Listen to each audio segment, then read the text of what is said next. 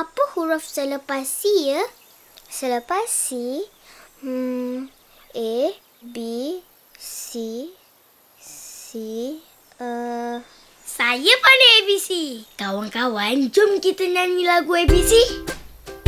Jom! Hurrah, hooray!